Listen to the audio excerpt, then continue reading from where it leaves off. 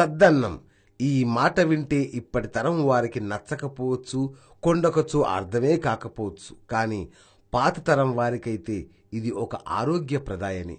రాత్రి అన్నం మిగిలితే అందులో మజ్జిగ, కాసింత ఉప్పు కలిపేసి ఓ కుండలో పెట్టేవారు. మరో రకంగా అయితే అన్నాన్ని వండి పాలు పోసి తోడుకోవడం కోసం కాసింత మజ్జిగో పెరుగో వేస్తారు.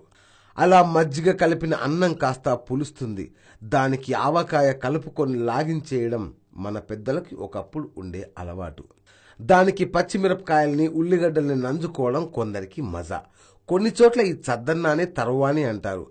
దీనిపైన శాస్త్రవేత్తలు పలు పరిశోధనలు జరిపారు. అమెరికన్ న్యూట్రిషన్ అసోసియేషన్ చెబుతున్న లాభాలు వింటే మీరు చద్దన్నం అలవాటు చేసుకోవడం ఖాయం. ఎందుకంటే అన్నం పులిస్తే ఐరన్, పొటాషియం, కాల్షియం వంటి సూక్ష్మ పోషకాల స్థాయి విపరీతంగా పెరుగుతుందట.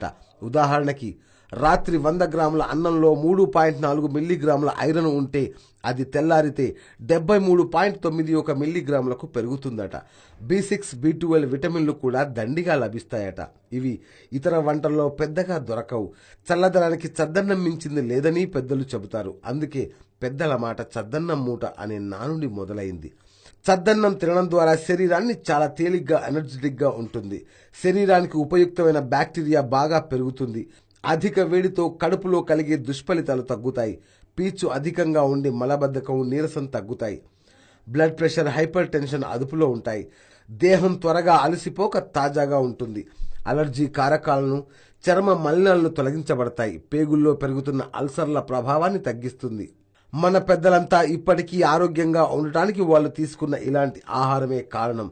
మనం మాత్రం పిజ్జాలు, బర్గర్లు అంటూ జంక్ ఫుడ్కు అలవాటు పడి ఆరోగ్యాన్ని నాశనం చేసుకుంటున్నాం. మరి ఇంకెందుకు ఆలస్యం? వెంటనే చద్దన్నాన్ని తయారు చేసుకుని ఆరోగ్యవంతులు కండి.